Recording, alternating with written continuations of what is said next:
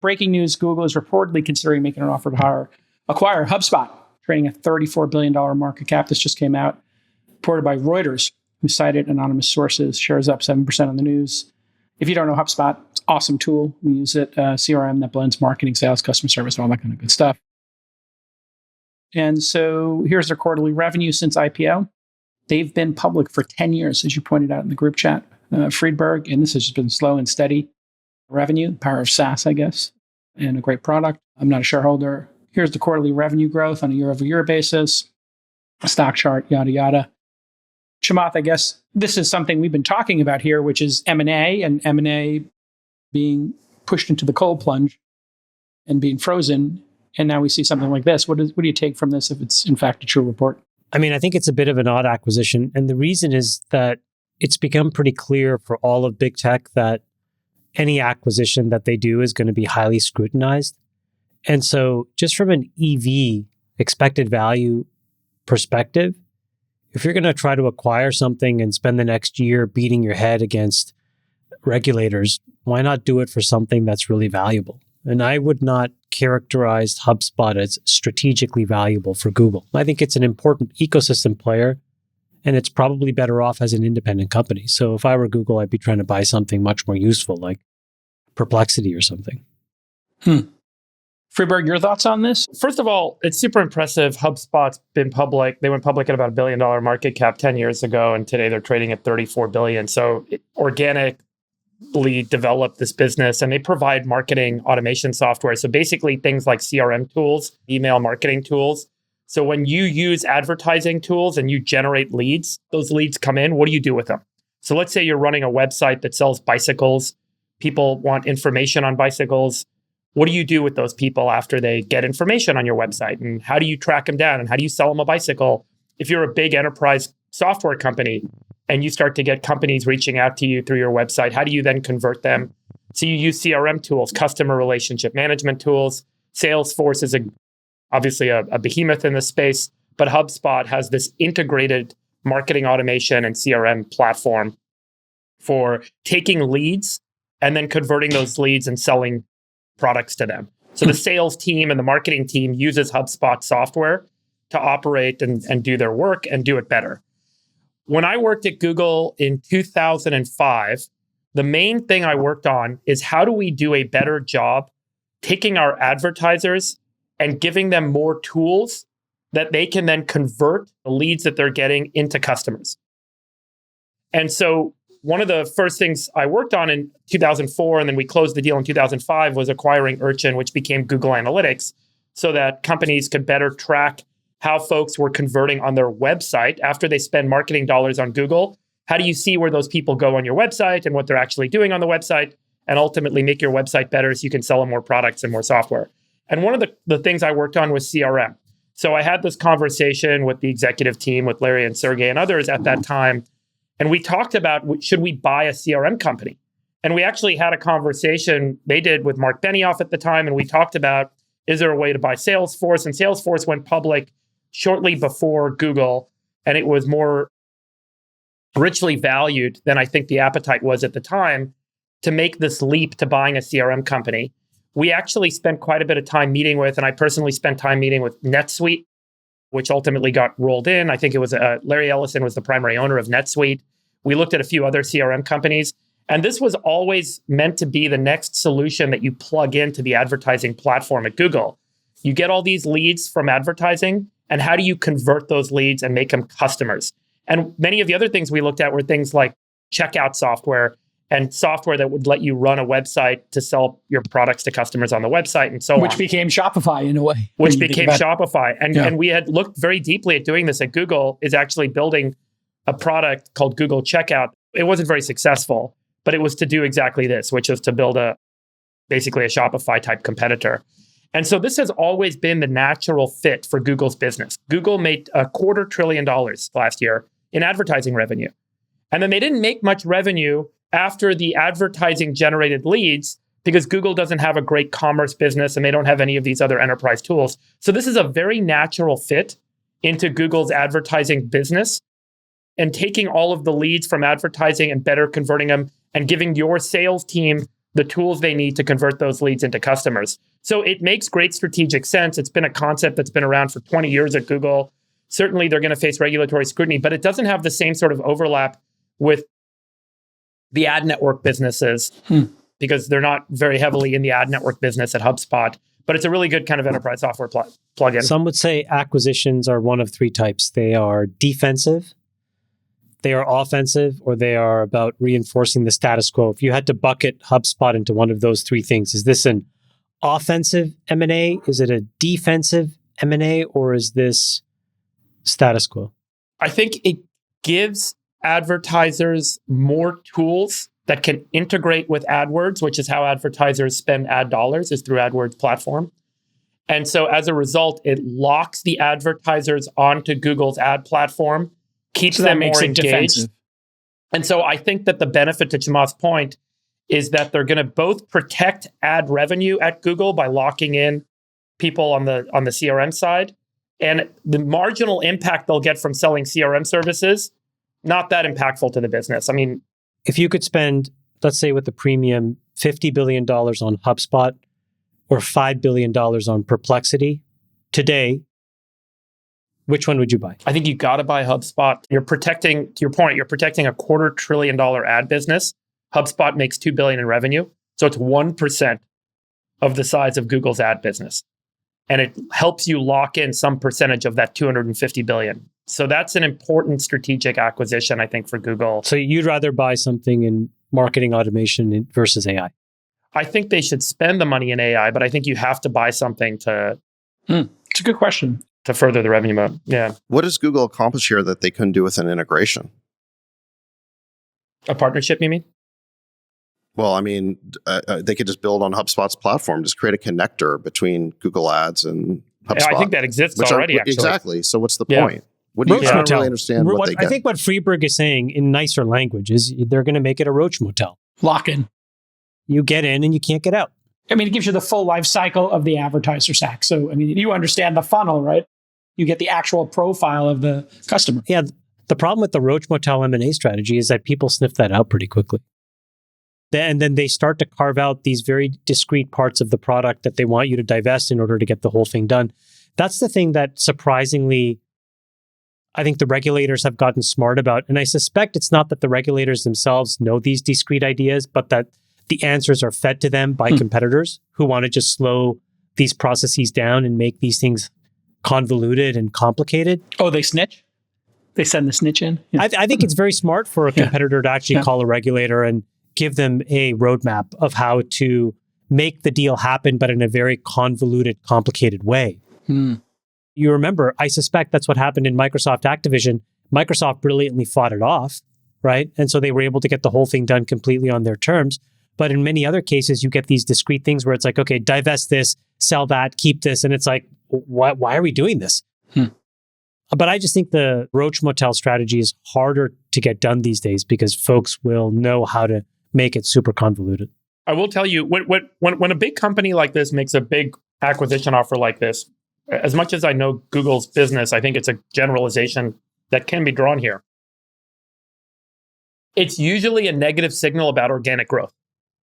Meaning, if I'm a Google shareholder, I should look at this and I should say, why do you need to make this acquisition? Why is there an indication in this bid that there is some advertising revenue leakage going on?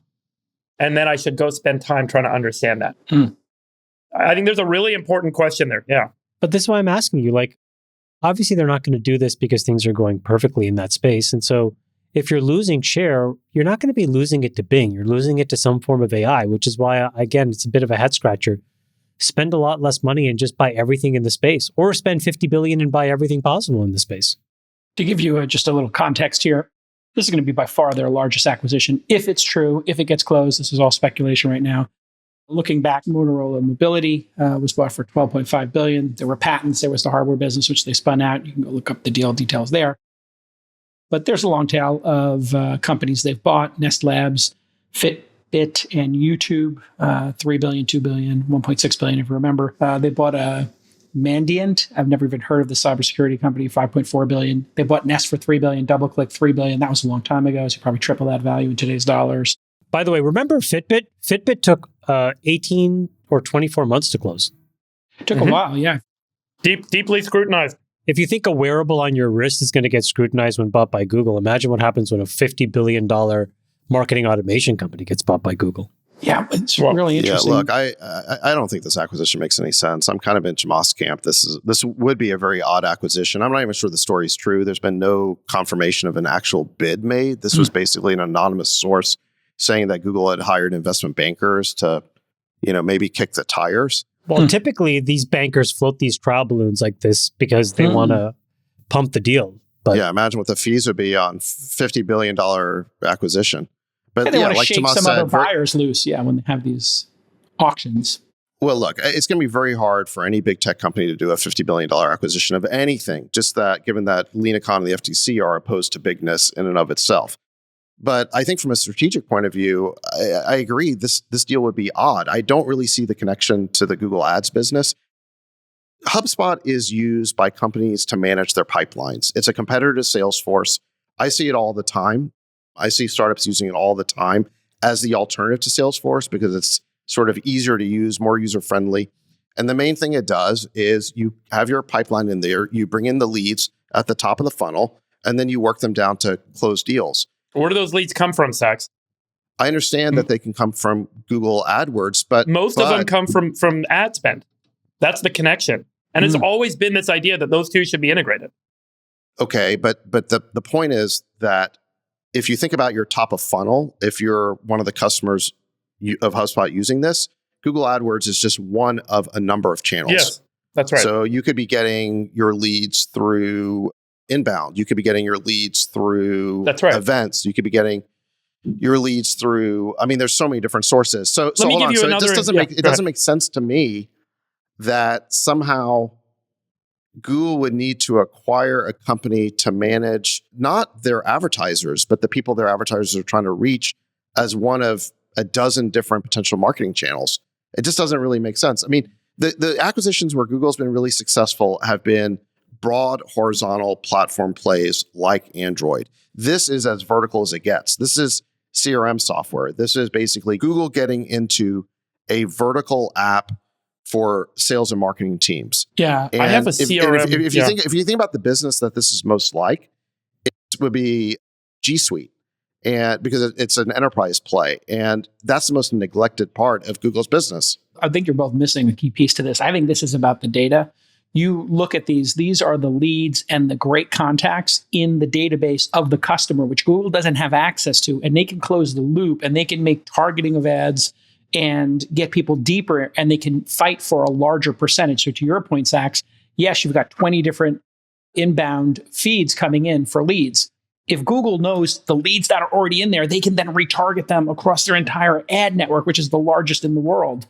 That's the value. If I know your 10,000 best customers, and then I know when they're on Google searching, and I know that when they're in a Chrome browser, I know when they're on an Android phone, if they happen to use that, man, I can just start getting more of your ad dollars into it. That's what's actually happening here. They don't want a SaaS business. They want the data. They want to retarget folks, and then they want to close more sales and be more efficient than TikTok and Facebook and Meta. It's about the data. You think they'd be allowed to use their customers' data to somehow target their ad product? Absolutely, 100%. If I'm opting into it and I say, hey, you have 10,000 people in your database, you want to go find them? You have 8,000 of them connected that came in through Google search. What about the other 12,000? You want to try to find them in the Google ad network? We can put that together for you. That's actually, if somebody's going to snitch on this deal, it's about the data. I'll tell you, back in just improving conversion rates drives more ad revenue. Bingo. Okay? And the key measurement we had the year after we bought Urchin and launched Google Analytics was we looked at how much an advertiser spent on Google's AdWords network before and after they installed Google Analytics. And that year, it was a ton of money at the time. We saw an incremental roughly $500 million in revenue in ad spend with folks who installed Google Analytics from before versus after, because they then started to change their websites and tweak their sales flow or their marketing flow on their website to better convert customers so they could spend more on the network, because higher conversion rates means you can spend a higher CPM on advertising. So the deeper you go from an integration perspective in closing sales, the better you actually can get and the more money you can spend on marketing on the front end. And so that benefits the growth in the network. And to build on your point, Freeberg, this is why Amazon and Uber and Instacart have become such major players in advertising. They have the data on sales information, they sell pick up and conversions. drop off, and they sell conversions at the point, Sachs, of the shopping cart about to be clicked on. And Amazon's been taking some of that, and Instacart been intercepting some of those ads. Yeah. I'll speculate on this for a second. I think that if I'm sitting inside of Google, I see the capability of our AI tools, our generative AI tools, in being able to improve marketing and sales processes. And I'm saying, how do we leverage that? Well, guess what? We don't actually have access to our advertisers' sales and marketing automation workflow because we don't have a CRM tool. So then the natural strategic thing is, how do we get a CRM tool? Okay, well, we can't buy Salesforce. Well, we could buy HubSpot. That makes sense. Number two player. So then we could apply our generative AI capabilities to improve conversion efficiency at HubSpot and probably grow revenue there as well. So it could be a fairly quickly accretive deal. And there's the benefit to the ad network. I think the roach motel idea is probably the best strategy here. Yeah, you're right. I just think if I were them with $50 billion, they're like, well, it's 30 billion, by the way. 35 billion. But he said the premium. They got to pay 50% more, 25% more. It's already floated up. So you got to imagine it's probably a $40 billion deal. Yeah. Okay, 40. Yeah. Okay. So they saved 10 billion. I think the synergies here are negligible. If it took Google almost 2 years to get an accelerometer on a wrist approved from antitrust, this is going to take 3 years. Sachs. Yeah. So why bother? So like do something much more disruptive. I have an answer to that, but I want to hear Sachs's first. Go ahead. Well, I just looked up how many customers HubSpot has. HubSpot has 205,000 customers as of the end of 2023. Now you look up Google AdWords, it has 1.2 million businesses. Okay. And I'm sure that's not 100% overlapping. Every one of them should be using HubSpot. That's hugely accretive. I agree. Yeah. I don't think that Google has the leverage to drive all of its AdWords customers into using a CRM product. It doesn't need all of them. If it gets 5% of them, it makes this deal make sense. Interesting. That part is kind of interesting. If they can actually drive their ad customers. It's what they did with DoubleClick. DoubleClick was actually advertising. No, but they had other places that they could take their AdWords advertisers to spend that the DoubleClick network had access to. Anyway, I hear you. Yeah. And there was another set of advertising management tools that DoubleClick had that's an enterprise software tool that they were able to sell into their advertisers that they didn't have themselves. Chamath, let me ask you a markets question here. If we wind up with a Republican, conservative, GOP presidency and administration for the next 4 years, which seems like a possibility here, a strong possibility, what does that do for M&A markets? Do you think they might be opening up here? And the reason Google's even considering this is because they anticipate this deal might fall into a new administration that is going to fire Lina Khan, possibly, probably.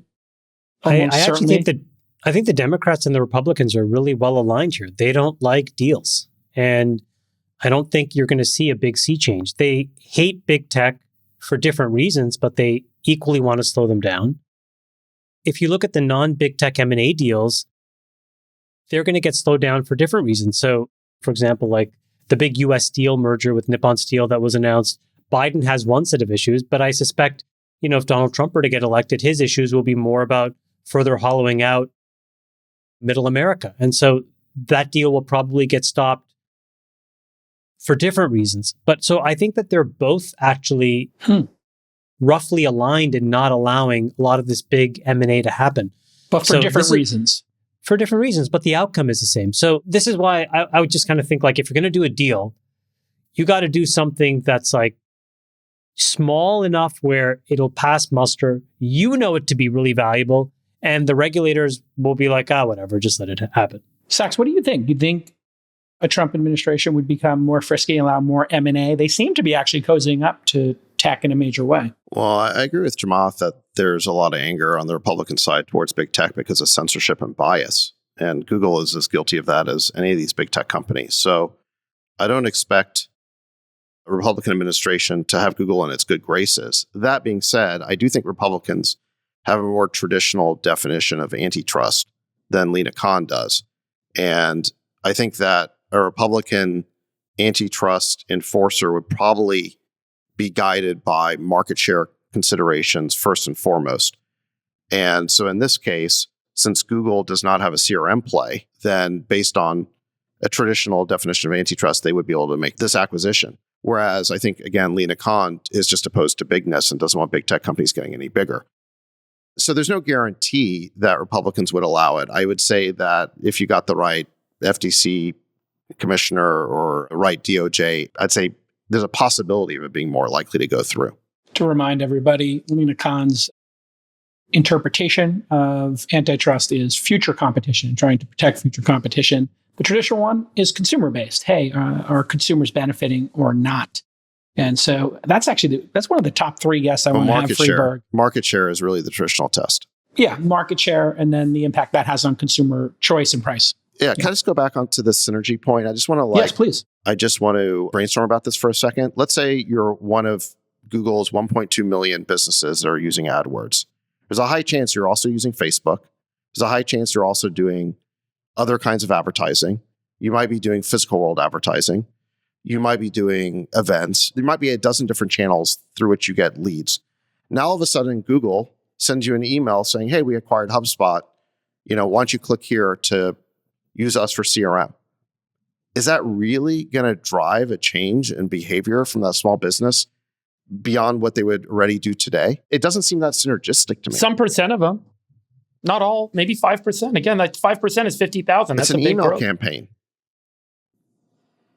I mean, I just don't see the leverage, basically. Yeah, I don't know if I agree.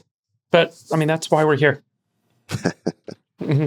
If Google did a deep product integration where the leads that you acquired through Google AdWords magically appeared in HubSpot and that's where you went to go work them, then yes, maybe there'd be synergy. Just looking at this on the numbers, since we like to do back of the envelope here, $250 billion ad revenue, 1.2 million in advertisers. It's almost exactly like 200,000 per advertiser. Obviously, there's some big ones. Obviously, there's a long tail. Man, if you can get some number of those to spend 10, 20, 30% more, it could be quite accretive to the bottom line. It would pay for the acquisition over a short period of time. And we'll see. It's an interesting discussion for sure.